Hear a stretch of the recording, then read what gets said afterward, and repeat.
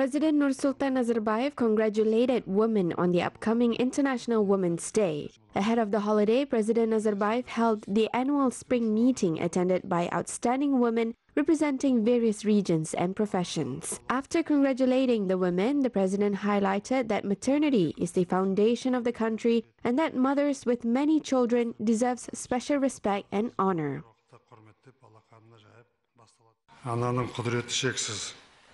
Оның алдында бүкіл дүние бас иеді деп тегін айтылмаса керек халқымызда. Ерте заманда жауласқан жұрттың ортасында. The power of maternity is unlimited. There is a saying that the whole world bends before the mother. We know that during the war, if the mother took off her scarf and tossed it on the ground, the fighting stopped and peace was restored. We are the people who honor women, who preserve traditions. The Kazakh people always honored women. It is a solid tradition in the families. The hearts of people cannot but shiver when they hear the word mama. Бұзылмас заңдылыққа айналып келеді. Ана деген қастерлі сөз естігенде тебіренбейтін жүрек жоқ, толқымайтын көңіл болмайды. At the meeting, Nursultan Nazarbayev awarded mothers of many children with gold and silver medals. Kazakhstan is increasing its export potential. This year, Kazakhstan's national company will open its office in Baku, while Azerbaijan's trade houses will start operating in Aktau and Almaty. The purpose is to strengthen cooperation between the two countries. Қазақстанда мысалы батыс өңірде жылына 400 мегаваттқа. Kazakhstan's western regions usually produce 400 megawatts of excess electricity per year. Therefore, we are currently planning to export the excess electricity to Azerbaijan via the bottom of the Caspian Sea. The volume of container traffic between the east and the west is expected to increase by 3 to 3.5 times in the upcoming 2 to 3 years, in 2020 to 2021. 3,5 есеге дейін өседі деп болжанып отыр. Kazakhstan expanded the Aktau port and built the Kurik port as part of the Trans-Caspian International Transport Route, which will connect China, Azerbaijan and Georgia with Turkey and Europe. The route would allow the Southeast Asian countries to speed up the shipment of goods to Europe. Previously, Aktau port was the only port along the route. Kazakhstan проделал очень большое дело. Kazakhstan performed a significant work to develop its infrastructure because the country is naturally a transit country. Without Kazakhstan connecting China with Europe, it is not possible. Therefore, it is important for Kazakhstan to develop its infrastructure. Казахстан развивал свою инфраструктуру. Officials are planning to increase the Aktau port's capacity by 2.5 times to 20 million tons of freight and to 7 million tons at Kurik port. The transit route from China to Europe and in the opposite direction is an attractive aspect of cooperation. The oil and gas cooperation between the countries is also important. Both Kazakhstan and Azerbaijan supply energy resources in the international market.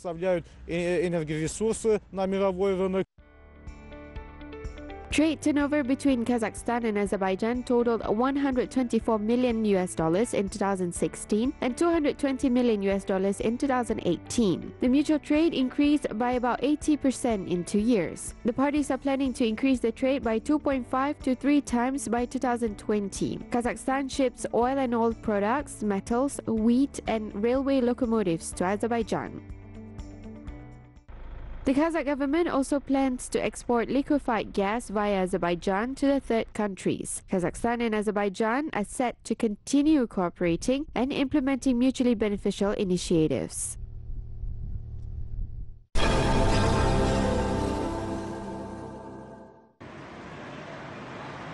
Kazakhstan is set to ship a consignment of rice of Tarom Hashemi variety to Iran. The rice will be exported from Kizilorda region. The parties are currently negotiating the shipment details. Iran currently imports rice from Pakistan, the UAE, Thailand, India, and Iraq.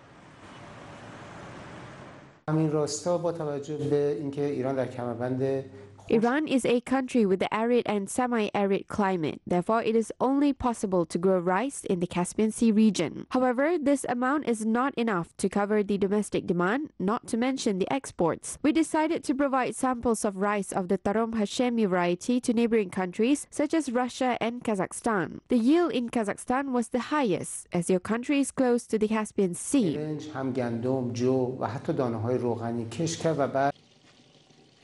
A trial consignment of Tarom Hashemi rice was shipped to Iran in 2018 when Kazakhstan delivered the first batch of 60 tons of rice. This year, the country is planning to deliver 500 tons of rice. Iranian experts said that the first part of the shipment will be delivered this month. با توجه به اینکه میزان کشت Due to similarities in our climates, the Tarom Hashemi rice produce a high yield in Kazakhstan. This cooperation is beneficial for both farmers and our consumers. Quality of product is important for us, and the Kazakh farmers provide high-quality rice for us. There would be major development for rice production in Iran this year. The shipments of rice from Kazakhstan may be increased in 2020, which will reduce the import of rice from other countries. In the future, Iran may stop importing from other importers and give preference to the time-tested and trusted partner. Rice produced in Pavlodar region is exported to Central Asia countries Azerbaijan, Armenia, Afghanistan, Mongolia, Russia, and Europe.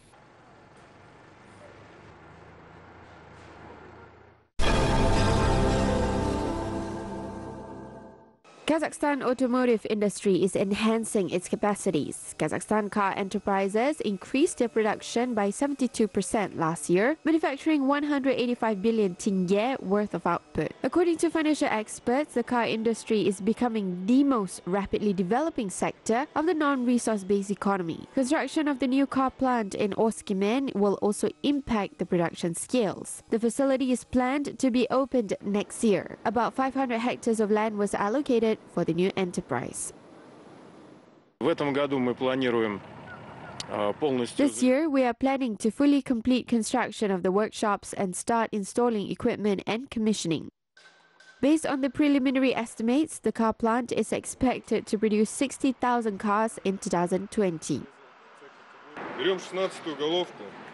I take a 16mm socket and put it on the wrench and tighten. If properly tightened, the green light is on. All processes are automated at the car assembly plant. The new technologies allow producing 20 cars faster by 320 seconds. The number of manufactured cars was increased by 25% in a year. As a result of the new developments, the working hours were reduced by 32 hours per year. The automotive plant is expected to manufacture 30,000 new cars by the end of 2019. The labor productivity at our plant totals $150,000 per one worker, which is on average 5 times higher than the industry average.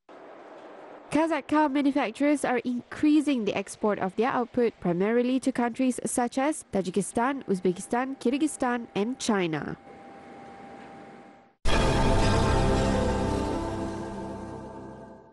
Tajikistan is developing its infrastructure and building new facilities. The country is preparing for the celebration of the 30th anniversary of its independence. Within the next 3 years, the country will build 20,000 residential buildings, social facilities, and road at the expense of the government and philanthropists. A new school was opened in a small Tajik village, Kipchok, to eliminate overcrowding in schools. The new facility has spacious classrooms, modern textbooks, and computers. The old building is converted into museum.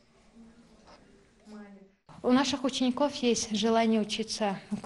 students have a desire to learn Russian. They participate in intellectual competitions. Some of our students entered Russian universities. The government is set to build schools, libraries, roads, and bridges as part of Tajikistan's 30th independence anniversary celebration and the president's plan of 3 years of rural, folk craft, and tourism development.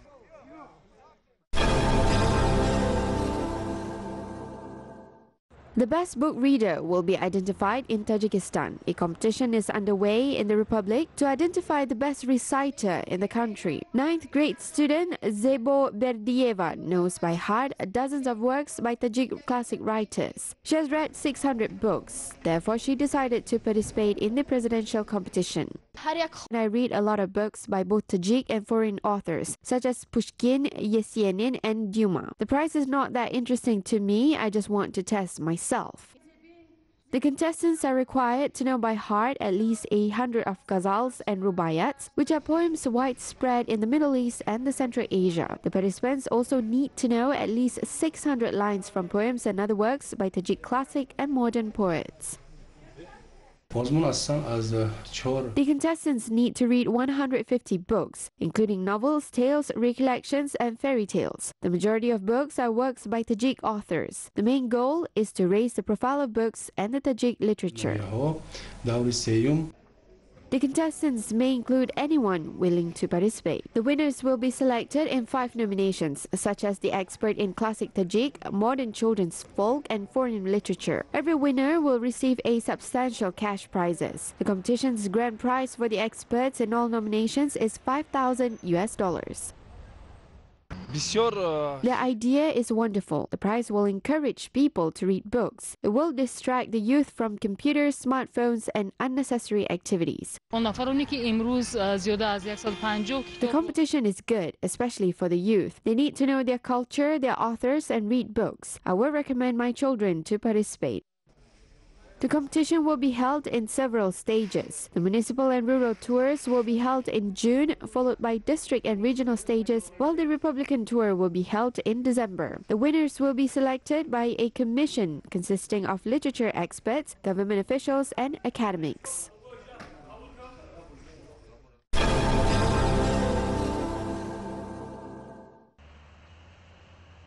Young entrepreneurs are actively exploring foreign markets. Indira Mambietova from Astana has started business in Russia. The female entrepreneur founded a regenerative medical center 2 years ago. She has registered the company and attracted Chinese medical professionals to Moscow. Indira then opened her second clinic and training center for doctors. Her centers were brought over by Beijing University of Chinese Medicine. The entrepreneur also opened the second education center of Chinese massage techniques. Having achieved success in the competitive market in Moscow, she decided to launch franchise clinics in Kazakhstan. She developed the Smart Doctor mobile application to ensure the optimal management of medical institutions. There are no similar apps in Russia.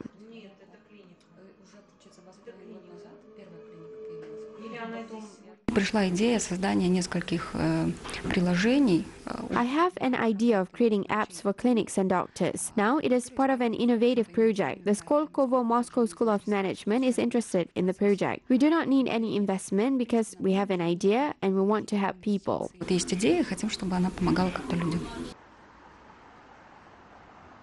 Meanwhile, a young Kazakh woman is developing Kazakhstan's tourism industry in Turkey. For several years, Janera Khairjanovna has been organizing trips to Kazakhstan for residents and visitors of Turkey. Her dream is to turn her homeland into a tourist center of Turkic-speaking countries. She plans to work for the best tour agencies of Turkey and to develop her projects as part of the Youth Entrepreneurship Support Program.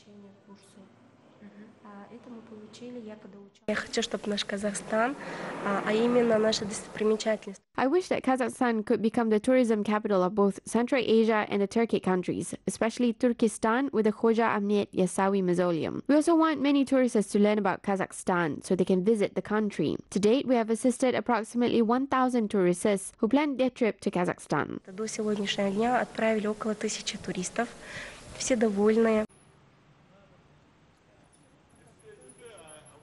Andrei Ivanov is dreaming of promoting Kazakh films in the international market. Originated from Woskiemen, he went to France to study several years ago. He became a professional translator and started his career in commercial cinema. To date, he has worked with well-known director Luc Besson. Now he works as a film and voice actor. He will be presenting a film about Rudolf Nureyev, the star of the Russian ballet, in the near future. Andrei is also an agent of young Kazakh actors in Europe.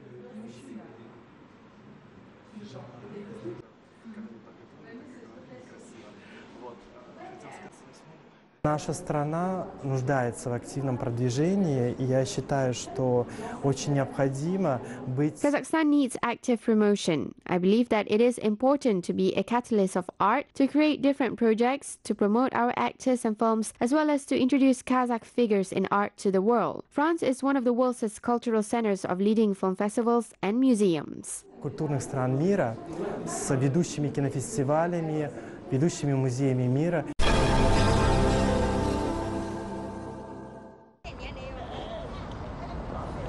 Famous Irish photographer Andrew Mcconnell presented an exhibition titled Re-Entry in Moscow Museum of Cosmonautics. The photographer captured moments of landing in Baikonur Cosmodrome and welcoming of the crew from the International Space Station. In the pictures, Andrew Mcconnell demonstrates how the rocket's launches and landings became part of the lives of once nomadic people. The photographer recalled his amazement of the Kazakh steppe, where centuries-long traditions meet with the high technologies. According to Andrew Mcconnell, he wanted to show the history of humanity in his pictures. Where fire always sweeps across the steppe. In fact, this is fire. And he's also an art. I decided to go to Kazakhstan and the steppe and Baikonur because I heard about the astronaut landings and launches. And outside of Kazakhstan and perhaps Russia, not many people know that every 3 months we see this event takes place. So I thought it was a wonderful event. You know, it's a very positive thing. It shows what humanity is capable of, and if we work together. And I wanted to document this, but I also wanted to tell a story of sort of the direction that humanity is going in, and what this perhaps means for us as a species. I always knew Baikonur from one side, such as space, the space industry, spacecraft, rockets and launches. Although I remember the smell of the steppe and the taste of the apple, as I usually landed in the autumn. This time I discovered Baikonur in a new way. I see the national traditions, culture and customs. Культура, традиции.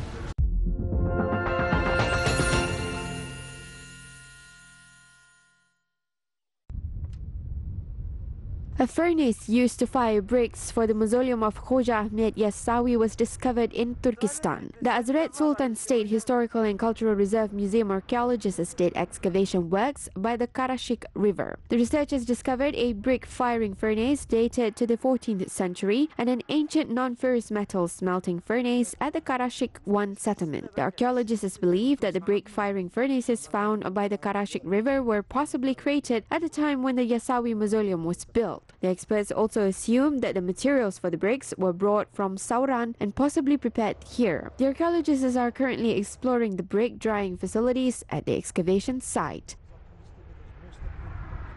We will do conservation works on the furnace. We believe that this discovery is a great event because the furnaces discovered serve as evidence that there were large metal melting and brick firing plants in the 14th century in Turkistan area.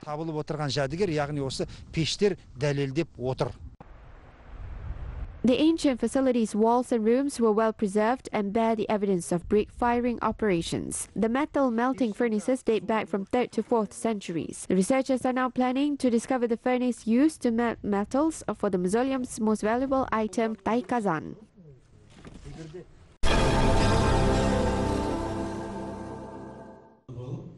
Putin and Pavlodar Local History Museum presented an exhibition in Astana. The exposition, titled Deep-Rooted Local History, opened in the National Center for Manuscripts and Rare Books in the capital city. The unique collection includes more than 200 items, including manuscripts, ancient books and documentary photos, as well as personal items of well-known Kazakh writers and historians. Experts believe that a book written in 1785 is one of the most valuable exhibits.